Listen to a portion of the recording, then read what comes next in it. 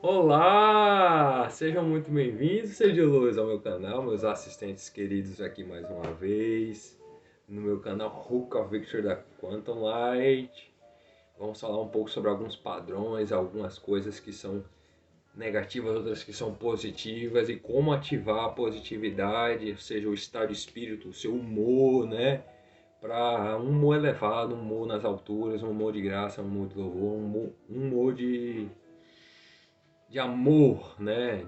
De regozijo, de fé, de realidade, e não se tratando de humores passados, humores que tentam te trancar no subconsciente, tentar reprimir no subconsciente ali as forças do que já se passaram, né? Então, os humores negativos são as neuroses, certo? As neuroses obsessivas, as neuroses histéricas e por aí vai. O humor positivo é o humor onde não há clínica. Não há clínica porque você está em sã consciência, você está douto, você está no caminho certo, vivendo para frente, você não está recalcando, você não está reintrojetando, você não está exagerando nas coisas do organismo psíquico, né, da organização psíquica. Então, para que possamos ter um ajuste emocional e sentimental, não é somente necessário ter essa paz, essa resiliência e utilizar das virtudes para aprender com cada dia. É necessário que ativemos o nosso cérebro, ter atividade cerebral ativa, né? Pensar positivo através dos obstáculos, através das intenções também que nós colocamos às vezes por mensagens subliminares também, né? Obstáculo que eu digo, por exemplo, hoje, como eu comecei o dia, tinha algumas invariáveis incontroláveis e eu acabei refazendo esse vídeo, né? Porque o primeiro vídeo não deu certo, mas deu certo porque eu estou fazendo esse vídeo. Então, o que era obstáculo se tornou positivo, ou seja, o que era um impedimento, o que era um empate na minha cadeia significante se tornou algo mais positivo ainda do que eu imaginava poder. Então o real tem esse poder, né? Esse real que está sempre se atualizando, está sempre se escrevendo na realidade, ele é fundamental, ele é o Pai Nosso, né? O real é o Pai Nosso e o Pai Nosso está com todos, né? Está com todo mundo, está com todo mundo. Aí eu tô com machucado aqui porque arranhou minha perna. Daí que esse real que está sempre se atualizando, está sempre voltando não, porque o que volta do real seria a psicose, né? A negação da realidade. E a realidade é uma só, uma totalidade, passado, presente e futuro. Não há tempo também, né? Porque o tempo é uma ilusão aqui da Terra, certo? Uma ilusão dos movimentos.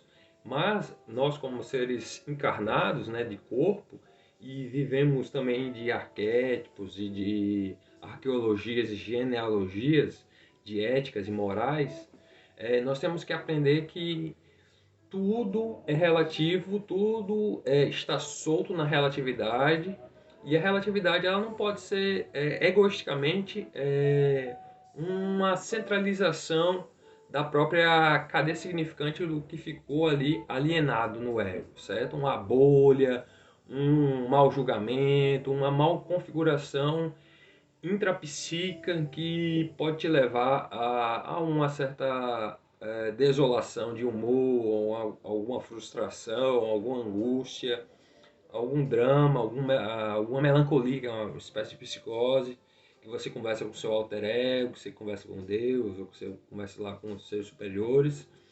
Na melancolia, né, existem várias e de cada tipo para cada conformidade da ética do assunto tratado na historieta do discurso melancólico. Mas não cabe aqui esse vídeo explorar essa temática. Cabe somente vislumbrarmos o certo e o errado, o probo e o improbo, o, o que é positivo do que é negativo e como essas polaridades elas dialogam para um melhor desenvolvimento da psicologia e da psicodinâmica do sujeito, tá certo? E do sujeito a gente entende, subentende-se que estamos sujeitos às intempéries da vida, né? estamos sujeitos às coisas da vida, tanto na psicologia clínica como na psicologia, a análise transacional, que trata sobre as constelações, as conjunções, a conjectura dos sujeitos, né, que tem ali poder de autoridade, né, e também da psicanálise. A psicanálise original de Freud e Lacan. E por aí a gente tem que entender que a dinâmica da soltura, do desapego de um estado emocional para outro, e tem um estado de verdade em si, que você não é o julgamento do que se foi, do trauma, você não é nada nevrálgico de uma neurose obsessiva, você não é nada de psicoses, você não é nada de perversões também. Essa daí é a clínica clássica. Se você não é nada disso, quem é você? Bora, você é uma boa pessoa, uma pessoa de Deus, uma pessoa feliz, você é um ser de luz, né? Como eu gosto de tratá-los. Você é um ser de luz, você está bem acompanhado com um ser de luz. E o ser de luz quer que nós estejamos cada vez mais aptos para as interrelações da intersubjetividade e dessa nova materialidade da intersubjetividade, porque nós ganhamos, através dos ciclos e das fases da vida, a realidade humana, capacidades extrasensoriais, né? Então, o que era idealismo, o que era platonismo, se transformou em algo que é um idealismo mais flexível, mais aberto à aletheia, né, que é a verdade. Eu não estou dizendo que para você não ter limites em relação à sua vida, à sua privacidade, ao seu ego, às impressões que você transmite, as impressões que são reprimidas aí no seu inconsciente, nem que você tenha um inconsciente a céu aberto, certo? O inconsciente, o corpo do sujeito, né? Quando eu falo em corpo, eu falo na realidade do sujeito, que é o Pai Nosso, o sujeito todo, o todo. E no discurso de Lacan, o, a fêmea do homem não existe, né? É não todo, né? Fálico, né? Mas aí a gente já entra numa corrente de pensamento que é um pouco mais, a escola lacaniana é um pouco mais austera, né? Mais de individualidade, de neoevangelismo e de eucaristia, né? E quando a gente faz essa troca de veste da eucaristia, eu não falo da veste material, mas da veste espiritual, a gente se cobre com um manto da Mãe Eterna, né, do Pai Eterno, e daí a gente tira algumas conclusões e podemos afirmar do que se trata cada caso clínico. E cada caso clínico na análise, ela é um furo, né, na linguagem, né, um furo no tempo da linguagem, e que para se libertar das impressões, principalmente das crenças do inconsciente que estão ali apurando, né, e imputando ali semi-verdades ou até mesmo isso na semiótica, na semiologia dos transtornos psicopatológicos, né, do que se transtorna. Devemos buscar ali dentro do nosso ser a verdade que o que é, o que não é e o que é obsessivo, né? O que se tornou obsessivo, o que se tornou uma energia impregnada da obsessão, que é uma coisa diabólica, certo? Uma coisa do mal, uma coisa que te coisifica mesmo.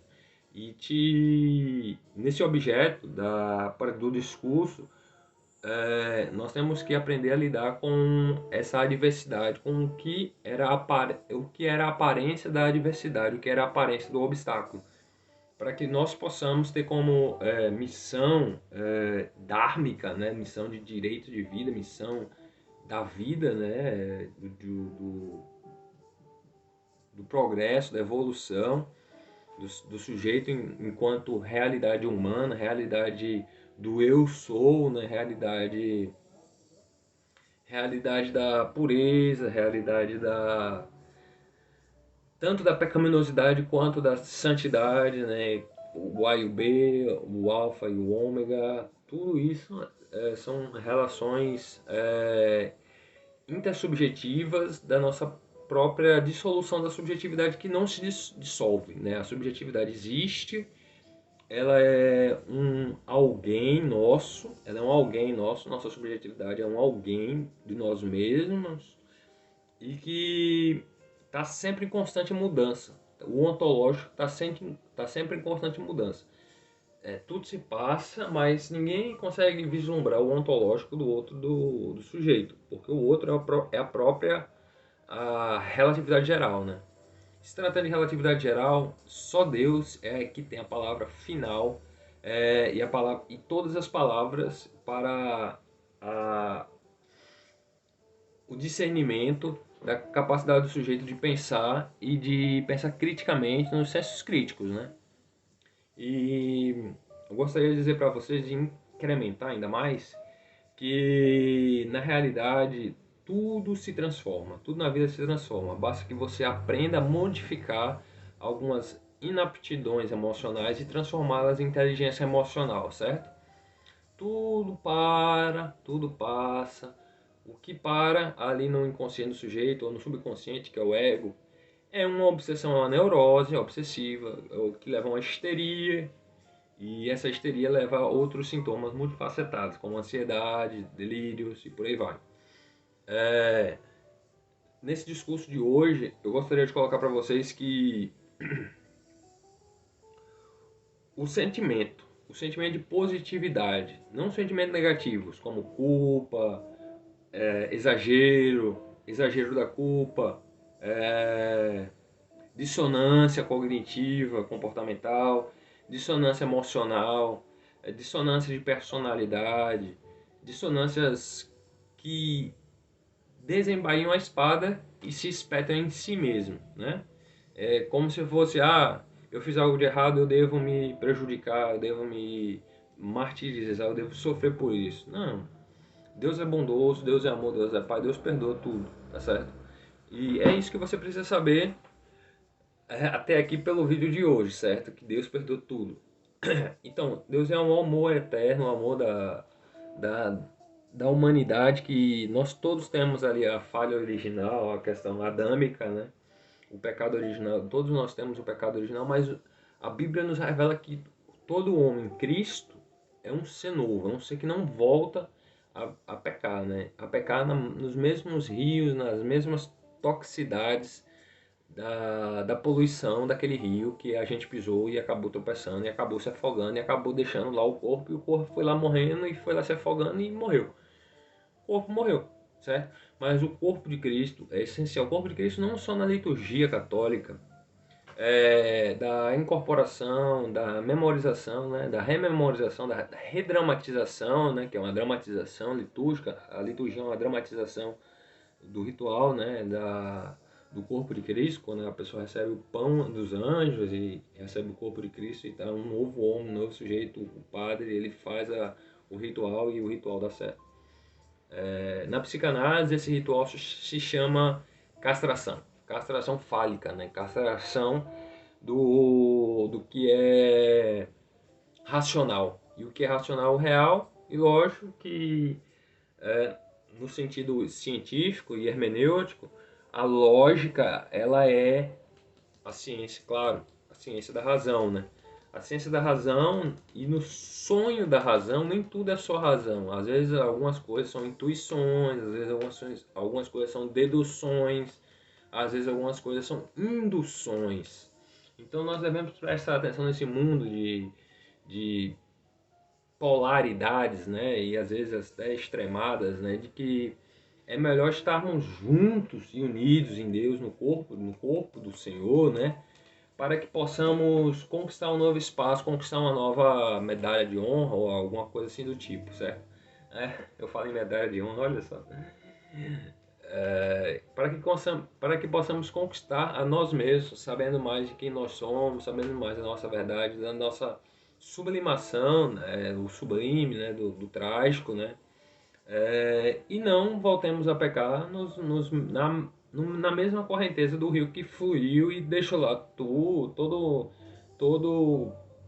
afogado, né? Afogado na questão da culpa, como acontece no caso de Judas. Judas foi trair Jesus e, por causa da culpa, ele teve uma psicose, e a psicose depressiva foi ter reconhecido o erro, e do erro ele tentou suicídio. Então, a questão do suicídio é muito complexa, certo? A depressão psicótica, o surto psicótico é muito complexo, certo?